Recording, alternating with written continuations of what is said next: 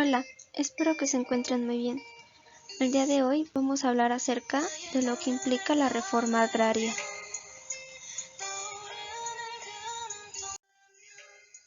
Pero se estarán preguntando, ¿qué es la reforma agraria? Pues eso lo vamos a ver a continuación. Esperamos poder contestarle todas sus dudas. La reforma agraria se refiere al conjunto de medidas políticas, económicas, sociales y legislativas impulsadas con el fin de modificar la estructura de la propiedad y de la producción de la tierra. De este modo, el objetivo es que los suelos productivos no se encuentren en manos de pocos latifundistas. Visto de otro modo, a lo que apunta este tipo de reforma es a evitar que un factor de producción, la tierra, se mantenga como propiedad de unos cuantos agentes económicos. Los objetivos de la reforma agraria se pueden dar en distintos contextos. Dependiendo de eso, sus objetivos pueden ser los siguientes. Buscar mayor equidad social, dadas las grandes brechas entre la clase campesina y los latifundistas. Reivindicar a los agricultores, al ser estos sujetos de maltrato por parte de sus empleadores. Esto puede ser por la exigencia de largas jornadas laborales, bajas remuneraciones e incluso la realización de tareas en condiciones que podrían considerarse de semiesclavitud. Evitar a futuro revueltas sociales que pudieran causar mayor perjuicio al Estado. Es decir, ante las demandas sociales el gobierno se adelanta y proviene conflictos que pudieran ser muy violentos. Reemplazar un esquema de grandes latifundistas por otro de pequeños y medianos. A lo largo de la historia hemos pasado por distintas etapas que han exigido el uso de tierra. Estas se pueden dividir en fases de la reforma agraria en el mundo. Se divide en tres principales fases. La primera llegó con la consecuencia de las revoluciones burguesas.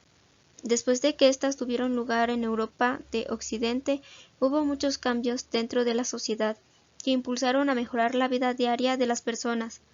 Uno de estos estuvo vinculado con la distribución de las tierras y comenzaron los primeros procesos de reforma agraria. A partir de este momento, los campesinos humildes se opusieron a los terratenientes y consiguieron hacerse con tierras que pudieran explorar y explotar por sí mismos para sacarles el beneficio. La segunda fase ocurrió al finalizar la Primera Guerra Mundial. Tanto en Inglaterra como en Francia comenzaron revoluciones encabezadas por distintos campesinos, exigiendo derechos y tierras propias, las cuales pudieran trabajar. Las mismas fueron influyendo a lo largo de los años en otros países. La tercera fase tuvo lugar después de finalizar la Segunda Guerra Mundial, gracias a las revueltas ocurridas luego de la derrota de Japón con esta guerra. Comenzó una reforma agraria importante. Esto mejoró muchísimo la calidad de vida de personas que se encontraban en pobreza extrema. Además, permitió que la agricultura se viera impulsada por el uso de nueva maquinaria. Posteriormente, comenzaron revoluciones en otros países, como lo fueron Italia, Estados Unidos, España y muchos países de América Latina.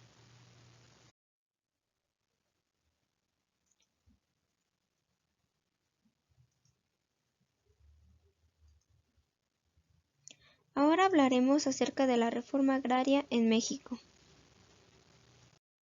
La reforma agraria en México se originó durante la revolución encabezada por Emiliano Zapata. En el año de 1912 se inició su proceso con el cual se despojaron de sus tierras a los latifundistas y fueron repartidas cerca de 100 millones de hectáreas a centenares de familias necesitadas, con la finalidad de que realizaran trabajos de agricultura y cubrieran sus necesidades básicas. El 6 de enero de 1915, Venustiano Carranza, desde Veracruz, emitió la Ley Agraria, con la cual buscaba dar respuesta a la principal demanda de la Revolución, la restitución y la dotación de tierra a los pueblos y comunidades indígenas del país. La ley señalaba que era necesario devolver a los pueblos los terrenos que han sido despojados, y como un acto de elemental justicia y como la única forma efectiva de asegurar la paz y de promover el bienestar y mejoramiento de nuestras clases pobres. Los pueblos que necesitándolos carezcan de ejidos podrán obtener que se les dote del terreno suficiente para reconstruirlos. conforme a las necesidades de su población, expropiándose por cuenta del gobierno nacional el terreno indispensable para este efecto. La reforma agraria se divide en dos etapas. La primera de ellas comprende los años de 1912 a 1934 y se caracteriza por la falta de reformas estructurales en la tenencia de la tierra.